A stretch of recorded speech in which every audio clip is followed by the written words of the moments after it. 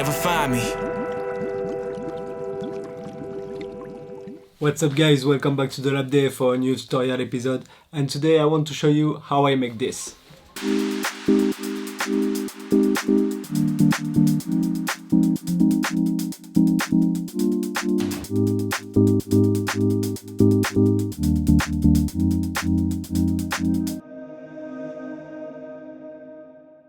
So I think now you know that we're gonna talk about hyperlapse now. Before starting, I hope you guys feel good. Thank you again to be here every week.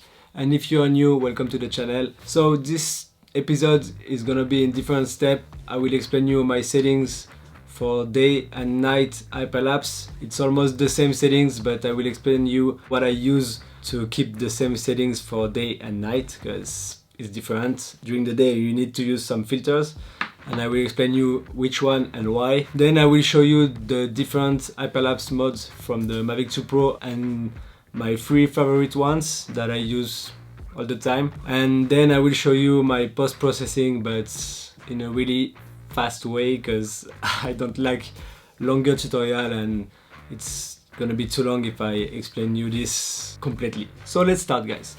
For daytime you need to have your ISO 100, shutter speed 1/4 of a second, and then aperture between 2.8 and 4, or a little bit more than 4, you can adjust it, it's fine. And for nighttime you need to have your shutter speed at 1/4 of a second, aperture at 2.8, no more, 2.8, just 2.8. And for the ISO you can go between 400, 800 or 1600. It's fine. If you have a little bit of noise you can denoise it in post, so it's okay. I make this hyperlapse at 1600 ISO and it looks great. During nighttime you don't need filters or everything to have these settings. You just need to have the original UV filter of the Mavic 2 Pro. But during the day, to have these settings you need to have some filters, and I use the exposure collection from PolarPro, and inside you have an ND 128, 256 and an ND 1000. And during the day, if I want to make an hyperlapse, I use the ND 256. But if you want to make ones early in the morning or by the end of the day, I recommend you to use the 128. That way you can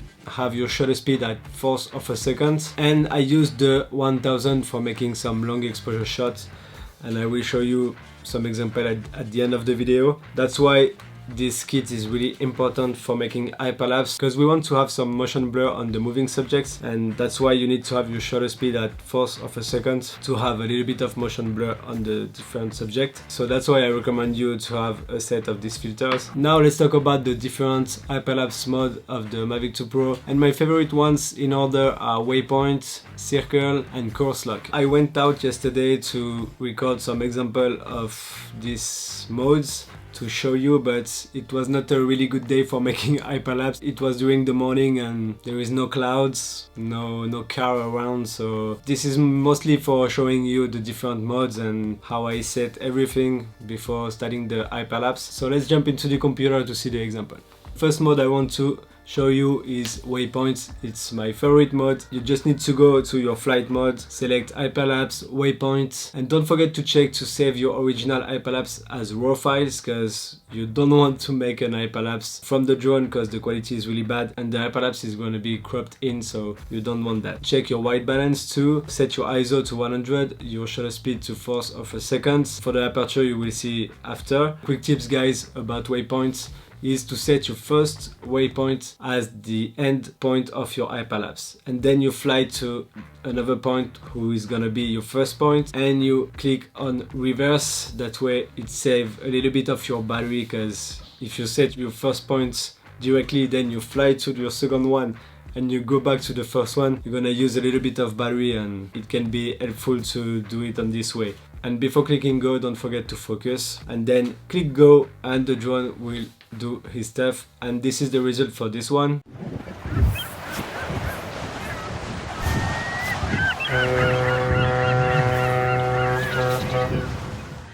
So now second flight mode, circle, and what I love in circle is that you can track a subject, so the drone will always fix it. So I really love that option. It's the same for course lock, you can do it, we will see after that. Don't forget to set your photos interval. I always set it to 2, so the drone gonna take a photo every 2 seconds. Then choose your duration. I always choose 12 seconds of hyperlapse. That way I have a quite long hyperlapse, and during editing, or if I want to put it on a video project, I can speed it up or cut it a little bit, I don't know. Always great to have a more longer hyperlapse than a really short one. That's why I always choose to do a 12-second hyperlapse, or maybe more sometimes, it depends. Then you can also adjust the speed. Choose also if you wanted to do a circle like clockwise or counterclockwise. So when you have everything set, don't forget to focus again and then tap go, and the drone will calculate the subject position and then starting the hyperlapse. And this is the result for circle.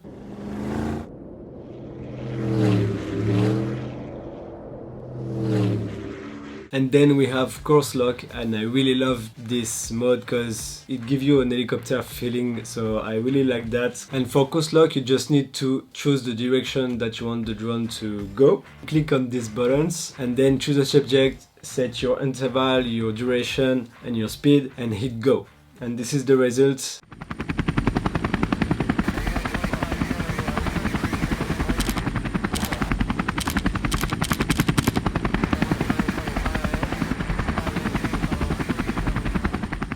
And I really love this because it really looks like you are inside an helicopter and flying around, and I really love that. So that's it for my 3 favorite modes and the one that I use every time. So now let's talk about the best part, but also the more longer one, the post-processing. So first you need to export the hyperlapse file from your micro SD cards in a folder or in your desktop. You need to export this file with all the raw pictures inside and then import them into Lightroom. And from here what you need to do is you have different solution. You can edit the picture like crazy. This means changing the color, the everything, or you can just make it look like natural. And then when you have your video files in Final Cut, you can apply a LUT on it. And this is what I prefer to do, because when I make an hyperlapse for a project, I want it to fit in terms of color grading with all the project. If you edit it like you change the blue like that, maybe it cannot fit with your project. So I prefer to give it a natural look. This is the original file and I change it like that. So I just change the exposure, the contrast, the highlights, the shadows, the white, blacks. I had a little bit of clarity, de-haze it a little bit. I don't touch the tone curve, but you can if you want. And I don't change the colors. I just change the saturation because as you can see, it's a little bit too much for me for the saturation. So I just put down the saturation of the blue and of the green, yellow. And then I just had a little bit of sharpness, change the radius. I denoise it a little bit. I really don't touch a lot of things here because I want to have a really natural look. And then you need to press Command A to select all the other photos. Click on Sync and then OK. Select all the files and you can export them. I recommend you to keep it like that with the resolution 100. For the output sharpening, just select that, export all your pictures, and when you export all your photos, don't forget to check, because as you can see here, it starts from the second one and the first one don't have a number at the end, so you can just change this like that and then it's fine. So now you can close Lightroom and open Final Cut Pro 10, create a new project, rename your project, change your settings here as you want it to be, and then select all your photos here and import them into Final Cut Pro 10. Come here and press Command A to select all the clip, modify, change duration, and then hit Shift and 1. This means 1 picture every second. Go to the inspector and choose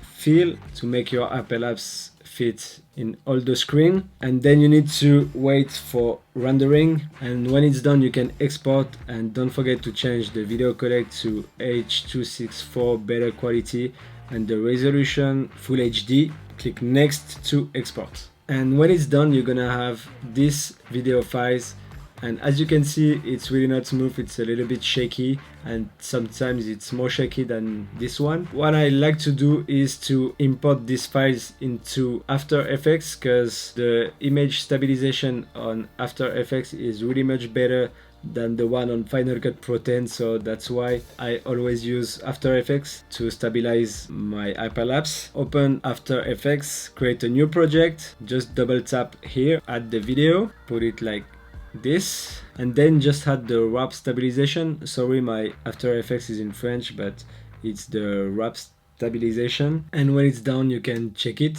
and as you can see, it's really perfect now. I really love that.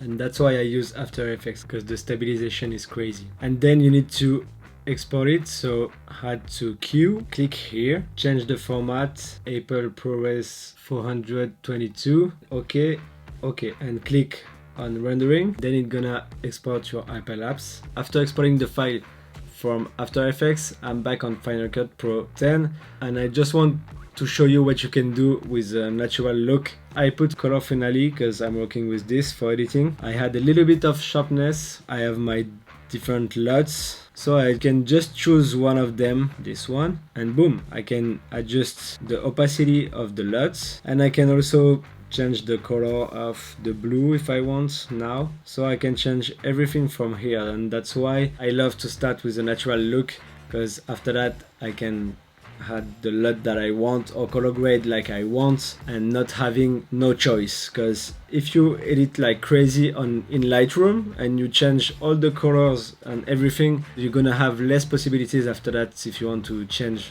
So that's why I prefer to start with a natural look, because after you have more flexibility. So this is how I edit my hyperlapse, but before the end I want to show you the difference between the one from the drone and mine. Let's watch.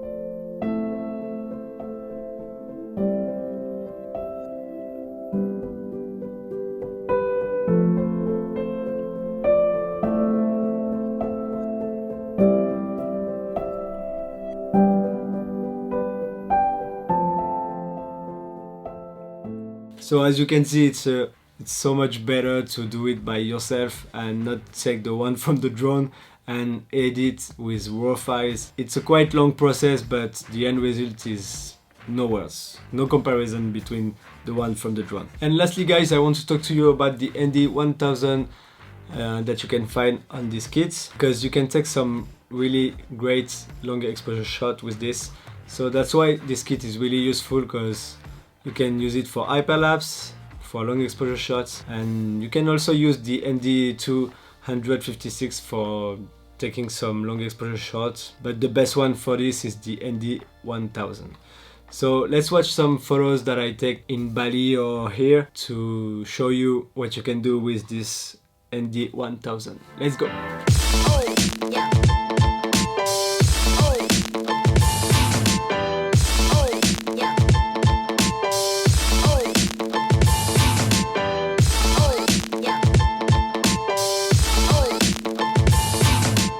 Okay guys, I'm done with this tutorial. Thank you a lot again to be here. So if I missed something and you have a question, don't hesitate to leave me a comment below. And also guys, don't forget to subscribe, hit that bell to receive a notification for my next video. And I see you next week. I don't know for what kind of video, but I see you next week. Ciao guys, and thank you again. Bye.